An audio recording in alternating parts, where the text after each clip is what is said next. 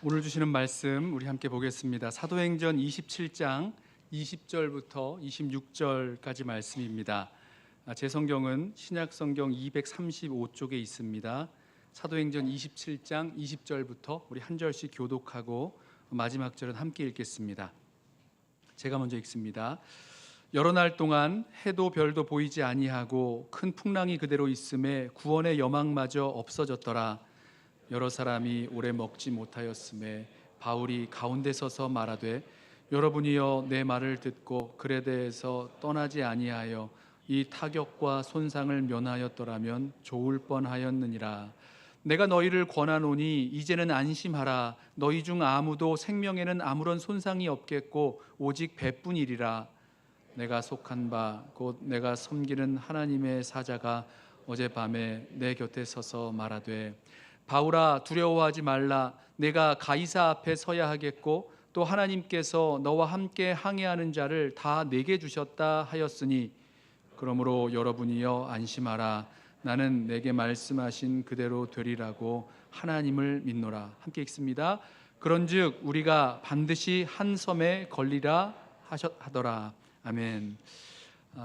우리 케이시 선교사님 2010년도에 저희 교회 두 번째 파송 선교사님으로 파송되셨고 또 이렇게 다시 달라스로 돌아오게 되셨는데 궁금하시죠? 어떻게 다시 돌아오게 되셨는가 궁금하실 텐데 오늘 말씀을 통해서 하나님께서 우리에게 큰 은혜 주실 줄로 믿습니다.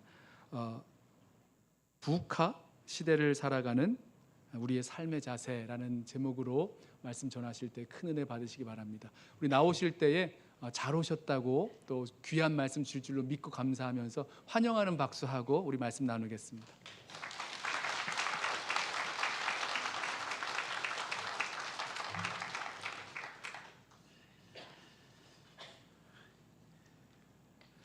할렐루야. 이렇게 사랑하는 귀한 또 연합교회 성도님들 같이 뵙고 또 이렇게 귀한 예배를 드릴 수 있게 돼서 너무나 감사하고 또 행복합니다. 또 온라인으로 같이 예배 드리시는 분들도 주님의 이름으로 축복합니다. 올해 3월에 저희가 다시 이라크로 들어갔었는데요. 그동안 또 6개월 동안 또 짧게나마 하나님께서 어떻게 일하셨는지 같이 나누고 또 저희가 어떻게 또 이라크에서 또 이곳까지 오게 됐는지 같이 나누면서 또 하나님의 말씀을 나누도록 하겠습니다. 저희가 작년에 안식년을 가지면서 3월에 이라크에 들어가겠는데 저희가 생각했던 대로 장기 비자가 되지 않았습니다. 그래서 저희가 잠시 한국에 들어갔다가 한국에서 저희 소속 단체가 4년에 한 번씩 총회를 하는데 그 총회에 참석하게 되었습니다. 사실 작년 저희가 안식년을 맞을 때 저희 소속 단체로부터 저희 단체의 대표를 맡아주지 않겠냐라고 하는 그런 요청이 있었습니다. 근데 저희가 현지 사역을 하고 있었고 또 저희 마음이 또 현지 사역에 더 있었기에 정중히 그 요청을 좀 거절하고 저희가 현지 나갈 준비를 해서 올해 3월에 다시 이라크에 들어가게 되었습니다. 그러던 중에 이 장기 비자가 되지 않았고 저희가 기도하던 중에 다시 이사회로부터 연락을 받게 되었습니다. 그래서 우리 앞길에 또 하나님께서 다른 길을 예비해 두시지는 않은 건가라고 하는 생각이 들어서 하나님 앞에 다시 한번 숙고하면서 기도해 보겠다고 말씀드렸습니다. 그러면서 저의 인생 가운데 또 하나님께서 저를 부르신 두 가지의 소명이 있는데 그 소명이 생각나게 되었습니다. 첫째는 제가 14살 때 받았던 해외 선교사에 대한 부르심이었고 또 두 번째는 저의 저도 의도와는 상관없이 제가 15살 때 저희 부모님을 따라 이 미국이라고 하는 땅에 이민 오게 돼서 25년간을 이 땅의 이민자로 살아가면서 하나님께서 저에게 주신 디아스포라에 대한 소명이 생각나게 되었습니다. 언젠가 그 일에 대한 일을 해야 될 거라고 하는 생각은 있었는데 아마도 그때가 이때가 아닌가라고 하는 생각이 들면서 하나님 앞에 기도하게 되었습니다. 결론부터 이야기하자면 7월 말에 단체 총회에서 저희 소속 단체인 위주 GMP 대표로 선출이 되었고 이제는 필드 선교사가 아닌 또 본부 선교사로 아마 4년 동안 섬기게 될 것 같습니다. 이 본부 사역은요, 이 현지 선교사님들, 지금 현재 나가 계신 선교사님들을 또 행정적으로 또 공동체적으로 필요를 또 저희가 채워주고 또 멤버 케어를 할 뿐만 아니라 특별히 이제 선교사 후보생들을 발굴하고 또 그분들을 또 훈련하고 파송하는 이런 동원 사역을 감당하게 되고요. 또 특별히 미주에 있는 한인 교회들을 같이 이제 동역하는 그런 사역을 합니다. 그러면서 또 다음 세대를 준비하는 그런 일들을 맡게 됩니다. 아마도 저희가 지금껏 살아왔던 선교사의 방식과 다르지는 않을 것 같습니다. 단지 장소와 사역의 변화가 있는 것 같습니다. 단체의 본부 사역을 하면서 또 새로운 길을 가야 되는데 많은 지혜와 또 많은 도움이 필요한 것 같습니다. 부족하지만 또 저를 위해서 저희 가정을 위해서 많이 기도해 주시기 바랍니다. 이라크에 있는 현지에 있는 형제 자매들 계속해서 그들을 위해서 기도해 주시기 부탁드립니다. 저희가 본부 사역을 하지만 또 줌으로 또 한 달에 한 번씩 그 형제들과 같이 교제하면서 또 저희가 또 가능하면 현지에 1년에 한두 번씩 같이 그곳을 방문하면서 그 사역을 같이 병행하려고 준비하고 있습니다. 2010년 아마 이맘때 제가 기억으로는 11월 첫째 주에 이곳에서 정말 이라크로 또 파송받는 그런 예배를 드렸는데 13년이 지난 지금 또 다시 달라스에 와서 연합교회 또 식구들과 같이 이렇게 예배드리고 하나님 앞에 또 나아갈 수 있다라고 하는 게 참 저에게는 감사하지 않을 수 없고 또 마음에 벅참이 있습니다. 이제는 현지의 선교사로서가 아니라 또 본부의 또 선교사로서 또 새로운 길을 가는데 마음의 떨림도 있습니다. 하지만 우리의 가는 길을 오직 그가 하시나니 또 우리의 모든 것을 또 하나님께서 채우시고 인도해 주시리라 믿습니다. 요즘 세대를 이제 한마디로 이야기한다면 많은 사람들이 북한 시대라고 이야기합니다. 이 북한이라고 하는 이야기가 좀 생소하게 들리실지 모르는데 영어의 이 네 개의 단어의 첫 철자를 이렇게 합쳐서 만든 이 합성어입니다. 이 변동성을 이야기해 주는 volatility의 V하고 또 불확실성을 나타내는 uncertainty의 U, 그리고 복잡성을 이야기하는 complexity의 C, 그리고 마지막으로 애매모호성을 이야기하는 ambiguity의 첫 철자를 따서 이 북한이라고 하는 단어를 만들어줬는데 이것은 이 앞길이 불투명해서 이 장래를 예측할 수 없는 상황, 그것을 북한 시대라고들 이야기합니다. 우리는 이 사상 초유의 코로나라고 하는 이 팬데믹을 지나면서 이 마치 고속도로를 정말 질주하고 있던 이 차의 급 브레이크가 밝혀지면서 이 고속도로 한 중앙에 멈춰서면서 모든 것이 엉켜버리는 그런 시대에 살아가게 되어 갑니다. 앞으로 어떤 일이 어떻게 일어날지 아무도 예측하지 못하는 이런 불안한 시대에 살아가고 있습니다. 이 테크놀로지의 발달로 인해서 이 챗GPT라고 하는 AI의 이 문명적인 변화가 이 사람의 생각을 뛰어넘고 이 사람의 앞날을 어떻게 변화할지 아무도 예측할 수 없는 그런 불안한 상태에 살아가고 있는 시대입니다. 또 자본주의의 욕심으로 이 하나님이 세워놓은 이 창조 세계가 파괴될 뿐만 아니라 이 기후 변화로 인하여 많은 이 재해들이 발생하고 어려움을 겪고 있는 시대가 바로 이 시대입니다. 또한 인권이라고 하는 이 미명 아래 동성애가 이 합법화되고 이 가정의 부모가 더 이상 이성이 아닌 이 동성으로도 인정되는 시대가 되어 버렸습니다. 이 마약과 전쟁과 이 테러가 세계 각곳에서 일어나면서 이제는 어디서부터 어떻게 손을 대야 할지 모르는 이 마치 공황 상태에 빠져버린 이 인간의 모습을 적나라하게 드러난 시대입니다. 이러한 시대를 살아가는 과연 우리는 하나님의 자녀로서 어떻게 살아가야 해야 할까요? 우리는 이 질문 앞에서 우리는 다시 한번 하나님 앞에서 우리 자신을 다시 한번 재조명하며 또 하나님께서 우리에게 원하신 뜻이 무엇인지 우리가 이 땅에서 살아가는 분명한 이유를 알아야 할 것입니다. 오늘날 우리가 살아가는 이 시대는요, 점점 더 어려워질 것 같습니다. 이 온갖 위기가 우리 앞에 몰려 들어오고 있습니다. 지난날 경험하지 못했던 이 광풍과 같은 이러한 것들이 우리 앞에 몰려올 때 우리는 시대를 잘 분별해서 하나님께서 기뻐하시고 원하신 뜻이 무엇인지, 또 하나님께 우리가 받았던 그 하나님의 첫사랑을 잃어버리지 않고 또 주님 앞에 갖고 있는 우리의 믿음을 굳건히 지켜나가야 할 것입니다. 그러면서 우리의 삶의 부르심, 특별히 이 땅에서 우리가 왜 살아가야 되는지를 분명히 깨닫고 그 표대를 향하여 분명히 나아가야 할 것입니다. 제가 이 달라스로 돌아오게 되는 결정한 이유 중에 하나가 아까 말씀드렸던 대로 하나님께서 저에게 보여주신 이 디아스포라에 대한 꿈과 비전, 또 하나님의 그 계획과 인도하심이라 믿습니다. 미주에 살아가는 우리 모두는요, 우리가 원하던 원하지 않던 디아스포라라고 하는 삶을 살아가게 되어 있습니다. 디아스포라는요, 이 특정 집단, 특정 민족이 자이나 타이적으로 기존에 살던 땅을 떠나서 다른 지역에 이동해서 집단을 형성하는 것, 곧 이러한 집단을 우리는 디아스포라라고 얘기합니다.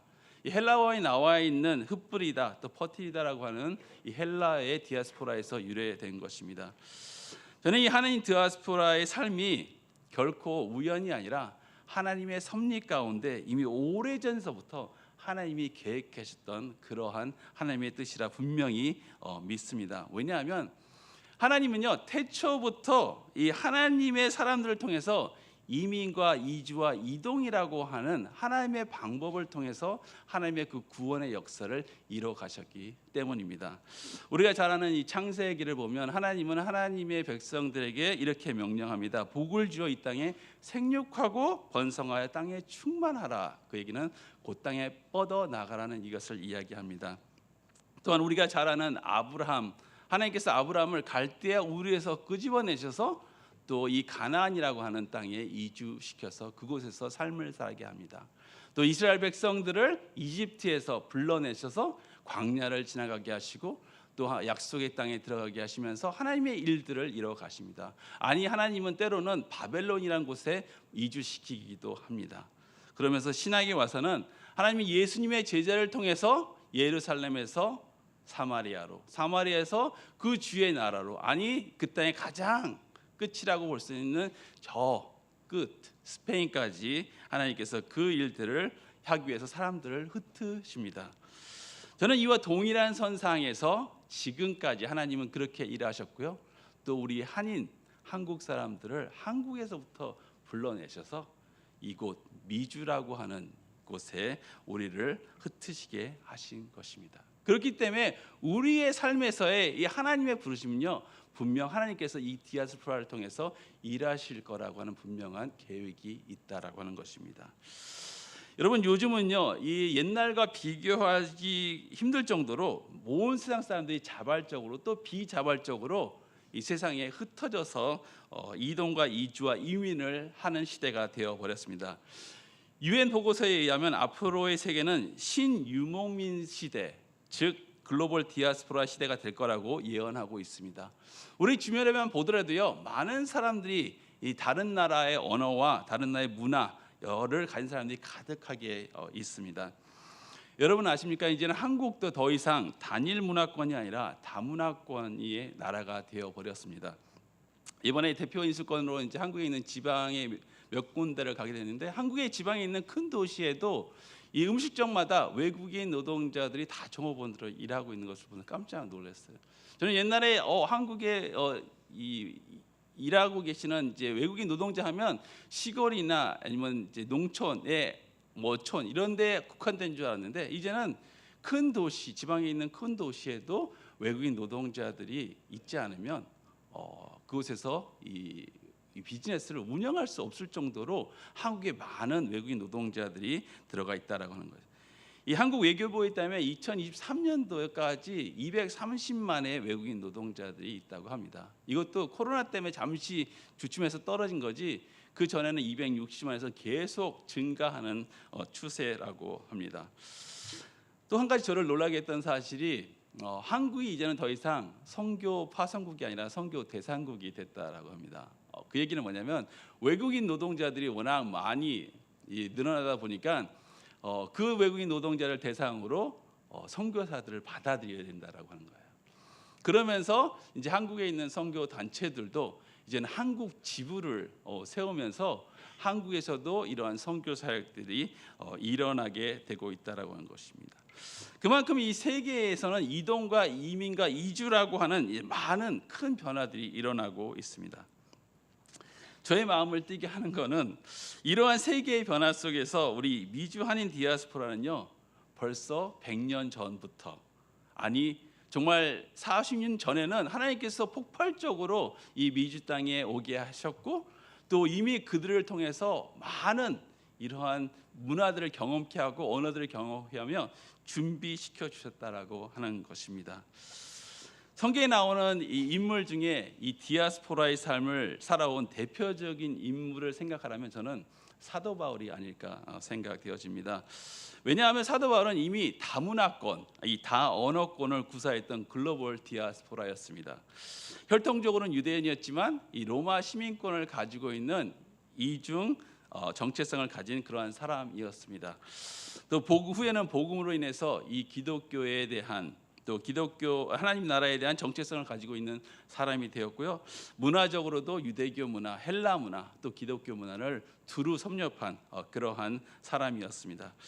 그래서 우리는요 이 바울의 신앙과 이 선교적인 삶을 통해서 이 디아스포라로 살아가는 우리가 이 땅에 어떻게 살아가야 될지를 또 깨닫고 지혜를 얻을 수 있는 그런 귀한 삶이라 생각되어집니다.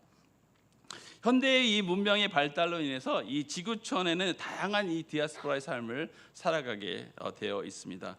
프랑스 경제학자 자크 아탈리는요 그의 저서 호모 노마드, 이 유목하는 인간이라는 이 저서에서 향후 50년 안에 이 세계 인구의 10억, 지금의 80억인데 10억 인구가 자기가 태어난 나라가 아닌 다른 나라에서 살게 될 거라고 예측한 적이 있습니다. 오늘날 이 민족과 국가의 대이동은 이 가속화되면서 이 세계는 국경 없는 그러한 나라가 되어 버렸습니다. 다문화, 다민족의 사고는 이제는 보편화되었다라고 하는 것입니다. 그렇다면 이러한 변화 속에서 우리들의 교회는 어떠한 삶을 살고 있을까요? 21세기를 거쳐오면서 우리 교회는 많은 변화들이 있었는데 그 중에 하나가 이 물질적인 풍요로움을 겪는 그런 이 변화가 있었습니다. 우리가 물질적으로 풍요한 것을 겪음으로 해서 좋은 일들이 일어났으면 좋은데 이 세상의 이 물질 만능주의와 세상의 이 성공주의가 이 교회에도 어느덧 영향력을 미쳐서 우리도 모르는 사이에 크고 아름다운 빌딩, 건물, 아니 이 성도의 숫자가 많음이 마치 신앙에도 성공한 것처럼 이 믿어버리는 오류를 범하는 위기에 처해 있다고 해도 과언이 아닐 것입니다. 한국 교회의 지도자들, 또 영적 권위가, 또 사회적인 영향력이 현저히 떨어져 있는 것이 분명한 현실입니다. 영적 해이와 윤리적인 타락으로 인해서 이 사회의 조롱을 받고 있는 것도 사실입니다. 물론 모든 교회가 다 그런 것은 아닐 것입니다. 하지만 이러한 상황이 우리로 하여금 분명히 우리에게 깨닫게 해준 것은 우리가 영적으로 위기의식을 가지고 이제는 우리가 철저히 자기 자신을 좀 돌아보며 하나님께서 기뻐하신 뜻이 무엇인지를 분명히 알고 나아가야 된다라고 하는 것입니다. 그래서 우리의 삶의 초점이 다른 것이 아니라 바로 하나님께서 기뻐하신 뜻이 무엇인지를 분별하고 나아가야 하리라 믿습니다. 우리가 그분을 신뢰하고 나아간다면 오히려 이러한 위기들이 우리에게 있어서는 다시금 새롭게 될 수 있는 기회의 시간이라 믿습니다. 오늘 우리가 읽은 이 본문의 말씀을 보면요, 이 한 시대를 살아온 이 디아스포라의 이 삶인 바울이 그 위기의 폭풍의 순간에 어떻게 그가 대처함을 통해서 또 우리로 하여금 이러한 위기의 순간에 어떻게 살아가야 될지를 분명히 이야기해 줍니다. 그의 믿음의 삶을 보면 마치 이 북한 시대를 살아가는 우리의 삶을 재조명할 수 있다라고 저는 생각되어집니다. 오늘 본문 말씀에 읽어보면 이 본문 말씀 배경을 보면 이 3차 전도 여행을 마치고 이 돌아오는 과정에서 이 많은 사람들이 벌써 바울에게 예언을 합니다. 예루살렘에 들어가면 당신은 어려움을 당할 거고 거기에 묶임을 당하고 고초를 당할 겁니다. 그럼에도 불구하고 바울은 이러한 고난이 자기에게 있음을 알면서도 다시 그 예루살렘에 가는 것을 멈추지 않고 그곳에 갑니다. 우리가 다 아는 것처럼 사도 바울이 거기에 가서 묶임을 당하고 여러 고초를 당하고 나중에는 이 가이사에게 상소할 것을 요청해서 로마의 재판에 회부가 됩니다. 이 죄인의 신분으로 이 로마에 가는 상선에 몸을 실지만 이 로마를 가는 이 백길조차도 녹록치 않음을 그가 봅니다. 잘못되면 자기뿐만 아니라 모든 사람의 목숨이 위태로워지는 그런 상황에 처하게 됩니다. 오죽했으면 로마로 가기를 청했던 이 사도 바울조차도 이대로 가면 우리가 모두 죽는다고 일단 항해를 멈추고 우리가 잠시 쉬었다 가야 된다고 호소하지만 이 죄인을 관리하는 이 백부장은 죄인의 말을 듣기보다는 이 선장과 선지의 말을 기울여서 계속해서 항해를 항해를 이어갑니다. 마치 영화의 한 장면을 보듯이 이 폭풍 속으로 점점점 빨려 들어갈 듯한 이 위기의 현장으로 들어가는 모습이 상상될 수 있습니다. 그들은 계속해서 항해를 시작하고 예견했던 대로 성경에 나오는 유라굴로라고 하는 이 광풍을 맞닥뜨리게 되고 상선은 거의 파손 직전까지 나아갑니다. 선원구가 선장들은 혼란에 빠지고 자기들이 가지고 있었던 모든 짐들을 바다에 버려보지만 또 가지고 있었던 모든 이 가구들을 버려보지만 끝까지 사투를 벌이지만 광풍은 멈출 생각을 하지 아니하고 또 별도 또 해도 볼 수 없는 며칠을 보내게 되고 구원의 여망까지도 잃어버리는 그런 절망적인 상황에 맞닥뜨려지게 됩니다. 그들에게 있어서 위태로운 상황, 극한의 위기가 찾아온 것입니다. 이런 상황이 정말 북한시대를 살고 가는 우리들의 상황이 아닌가 생각되어집니다. 진리가 선포되어지지만 진리를 들으려 하지 않고 귀를 막아버린 세대, 내실은 없고 그저 보이는 것만 치장하려는 그러한 세대, 마치 모래 위에 집을 짓고 가려는 세대. 이러한 이 어려운 극한 상황 속에서 바울은 영적 리더십을 바라며 우리들이 어떻게 대처해야 될지를 우리에게 말해주고 있습니다. 하나님을 알지 못하는 자들은 우왕좌왕하며 현 상황이 소망이 없다고 자포자기합니다. 자신들의 삶을 비관하며 낙심한 채 자기들이 가지고 있었던 짐과 그런 가구들을 버려보기도 합니다. 하지만 바울은 이러한 광풍 속에서도 조금도 흔들리지 않고 오히려 이러한 어려움과 위기가 정말 우리들에게 있어서 다시금 하나님을 만날 수 있는 그런 시간임을 고백하며 또 선언과 선지들을 위로하고 격려합니다. 21세기를 살아가는 우리에게 마치 우리의 소망을 삼킬 듯한 이러한 광풍이 몰려오고 있는 위기의 상황이 맞습니다. 하지만 우리가 하나님을 온전히 믿고 살아가는 우리에게 오히려 이 시간이 복음의 은혜를 다시 한번 발견할 수 있는 시간이라 믿습니다. 첫째로 바울은요, 이러한 폭풍의 위기 상황 속에서 하나님을 향한 놀라운 그런 신앙의 고백을 하고 있다고 하는 것에 우리가 초점을 좀 두기 원합니다. 23절에 보면 내가 속한 바 곧 내가 섬기는 하나님의 사자. 바울은요, 자신의 정체성을 분명히 알고 있었던 그러한 사람입니다. 나는 하나님께 속한 자다. 나는 하나님의 자녀다라고 분명히 고백합니다. 자신이 하나님께 속한 자라고 분명히 고백할 수 있는 자는요, 결코 망하지 않습니다. 지난주에 목사님께서 새벽 예배 설교를 해주시는데 이 열왕기상 18장의 말씀을 통해서 제가 참 은혜를 많이 받았습니다. 이 줄거리가 엘리야가 이 갈멜산에서 이 바알과 아세라 신에게 아세라 신의 이 선지자들과 싸우는 그러한 장면인데 그때 이 이스라엘 백성도 같이 그곳에 있었습니다. 그러면서 그러한 싸움을 지켜보던 이 백성들에게 엘리야가 이렇게 얘기합니다. 너희가 어느 때까지 머뭇머뭇하겠느냐? 여호와가 하나님이거든 그를 택하고 바알이 하나님이거든 그를 택하라. 근데 백성이 아무 말도 대답하지 못하니라 라고 써여 있습니다. 이 바알과 하나님 사이에서 머뭇머뭇거리고 있다라고 하는 것입니다.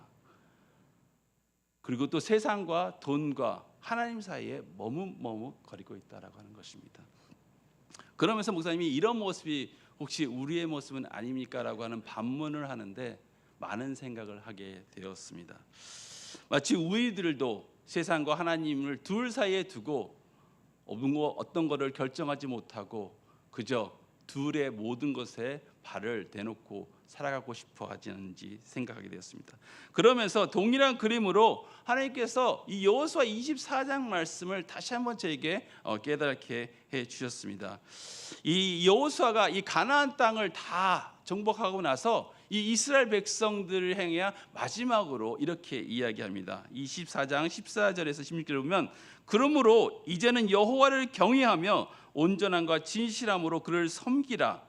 너희 조상들이 강 저쪽과 애굽에서 섬기던 신을 치워버리고 여호와만 섬기라. 만일 여호와를 섬기는 것이 너에게 좋지 않게 보이거든 너희 조상들이 저 강 저쪽에서 섬기던 신들이든지 또는 너희가 거주하는 땅에 있는 아모리 신들인지 너희가 섬길 자를 오늘 택하라. 그러나 오직 나와 네 집은 여호와를 섬기리라. 백성들이 대답하여 이르되 우리도 결단코 여호와를 버리지 아니하고 다른 신을 섬기지 아니하리이다. 저는 우리에게도 이러한 동일한 고백이 있기를 소망합니다. 어느 곳에서 둘 다 그것을 결정하지 못하고 우왕좌왕 머뭇머뭇거리는 것이 아니라 바로 여호와 그분이 나의 하나님이시고 나의 결정은 그분 안에 있다. 나와 내 집은 여호와를 섬기겠다라고 하는 그러한 고백이 우리에게도 동일하게 있기를 소망합니다. 그리할 때 우리는 어디에 있든지 무슨 일을 하든지 바로 하나님의 백성의 정체성을 가지고 이 땅에서 살아가리라 분명히 믿습니다. 둘째로 이 바울은요 그의 믿음의 고백 안에 하나님이 자기 삶의 주인 되심을 분명히 고백하고 있습니다. 23절에 보면 내가 섬기는 하나님이라는 고백 안에 우리는 그 바울은 분명히 그분이 나의 주인 되심을 분명히 이야기하고 있는 것입니다. 주인 되신 여러분의 인생의 참 주인은 누구이십니까? 입으로는 예수님을 나의 주라 고백하지만 내 삶에는 내가 주인 되어 살아가고 계시지는 않습니까? 주님이 우리의 주인 되신다라고 하는 것은요 그분이 원하시는 것이 무엇인지를 듣고 그분 뜻대로 행하는 것이 그분이 우리 삶의 주인 되심을 나타내는 거라 믿습니다. 지금도 기억나는데 제가 옛날에 이제 미국에 이제 와가지고 친구들하고 만났는데 친구가 어느 한날 이 고무 밴드 같은 밴드에다가 WWJD라고 써놓은 것을 보게 되었습니다. WWJD가 뭔데? 그랬더니 거기 What would Jesus do? 만약 예수님이라면 이 상황에서 어떻게 하실까라고 다시금 물어본다라고 하는 거예요. 저는 그걸 보면서 그렇구나. 우리의 인생에 우리가 결정해야 될 여러 순간과 우리의 삶에 있어서 내 생각, 내가 원하는 것을 추구하는 게 아니라 잠시 머물러서 WWJD 과연 예수님이라면 이런 상황에서 어떻게 결정하실까라고 한번 반문해 본다면 우리 안에는 분명한 답이 있다라고 저는 생각합니다. 아니 우리는 이미 답을 알고 있는지 몰라요. 하지만 우리들의 욕심하고 갈등하면서 어떤 것을 모르고 힘들어할 때 그렇지 만약 예수님이라면 분명히 이 상황에서는 이렇게 하실 거다. 만약 그분의 뜻에 우리가 순종하고 나간다면 저는 그러한 작은 삶부터 시작해서 우리 삶에 갖고 있는 모든 것들 그것이 하나하나 하나님께서 기뻐하시는 뜻으로 결정하며 결단하며 나아간다라고 믿습니다. 이 사도행전 16장에 보면 이 사도 바울이 이 선교 사역을 하면서 이 두 번째 전도 여행을 하면서 이 선교 역사에서 굉장히 이 획기적인 터닝 포인트의 사건이 일어납니다. 그것은 뭐냐면 사도 바울이 2차 전도 여행을 이제 시작하면서 이 지금의 튀르키예, 지금의 터키 지역의 이 남부 지역을 다시금 돌아보면서 이 선교 사역을 이어가고 그러고 나서 다시 이 터키의 서부 지역, 그 당시에 아시아 지역, 우리가 나온 성경에 나오는 요한계시록에 이 7대 교회가 있는 이 아시아 지역에 가서 선교를 하려고 합니다. 그런데 이 16장에 보면 성령이 이 아시아 지역에서 증거하는 것을 막는다라고 나와 있어요. 그러고 나서 다시 바울이 그러면 어떻게 하지? 그러면서 다시 북부에 있는 이 지역으로 방향을 틉니다. 그리고 북부의 지역에 가서 선교 사역을 하려고 했는데 그때는 하나님의 영이 또 그것을 막는다라고 나와 있습니다. 그리고 나서 그날 밤에 하나님께서 이 마게도니아의 환상을 통해서 한 마게도니아인이 여기로 건너와서 나를 도우라라고 하는 그 환상을 보고 그 다음날 즉시 그 일행과 함께 마게단을 건너가면서 우리가 알고 있는 이 선교의 장이 이 아시아 대륙에서 유럽 대륙으로 넘어가는 그런 놀라운 일들이 벌어지게 됩니다.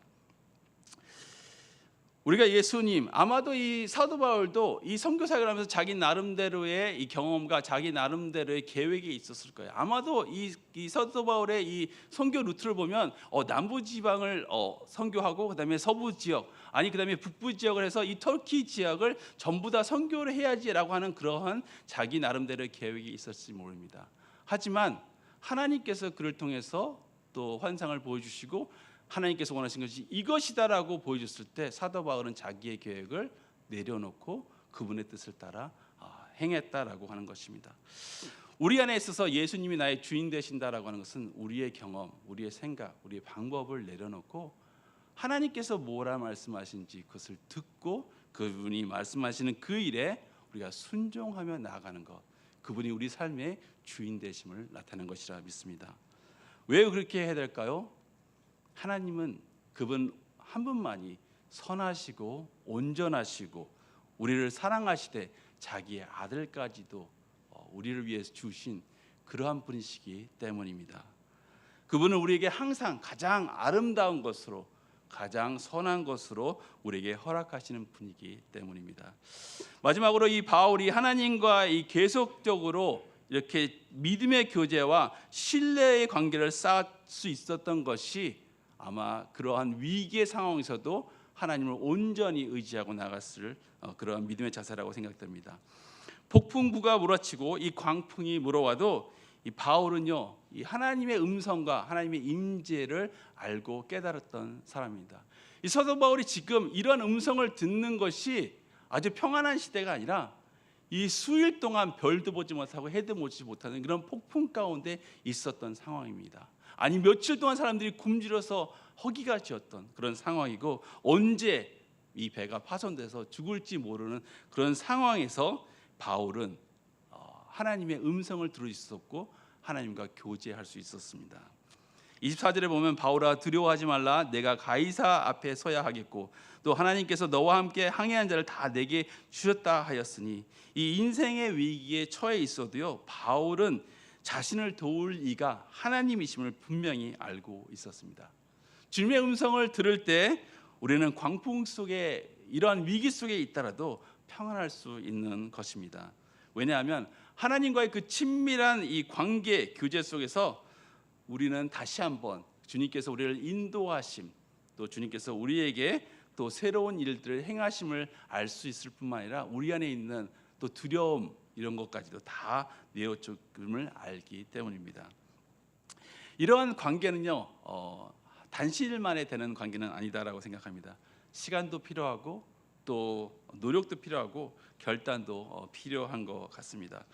저희가 초창기에 이라크에 가가지고 그거에서 있는 현지인들하고 이렇게 이웃이 되기 위해서 많은 노력을 했던 것 같아요. 정말 그들을 찾아가서 매일 방문하고 안 되는 현지어로 정말 손짓 발짓 하면서 그래서 친구가 되어보자고 막 하고 근데도 뭐 반응이 없으니까 때로는 낭망하기도 하고 실망하기도 하고 내가 이렇게까지 해야 되나 아무리 해도 힘든데 안 되는데 그래도 우리가 그곳에 간 이유 중에 하나가 그들과 친구 되어지고 또 그들의 이웃 되어지기 위한 끊임없이 또 가게 되고 하게 되는 것 같아요. 그러면서 때로는 정말 소용이 없는 것 같은데 그럼에도 불구하고 결단하게 되고 계속해서 시간을 보내게 됩니다. 근데 한 10년 지나니까 10년 정도 지나니까 그 사람들 입에서 그래 너 우리 이웃이야 같이 우리 친구야라고 하는 그러한 말이 나오는 것 같습니다. 세상의 이웃이 되기 위해서도요 시간 투자해야 되고 노력도 해야 되고 결단도 해야 되고 싫지만 또 해야 되는 것도 필요합니다.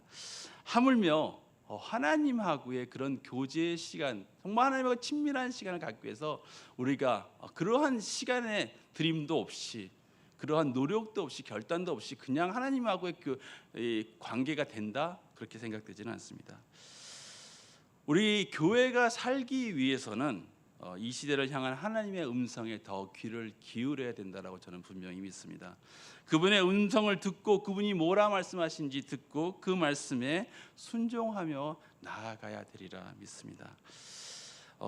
시간을 보내는 것 참 하나님과 시간 보내는 것 참 쉽지 않게 생각될 때가 많은데, 그럼에도 불구하고 우리는 분명히 그분과 많은 시간을 보내야 된다고 저는 믿습니다.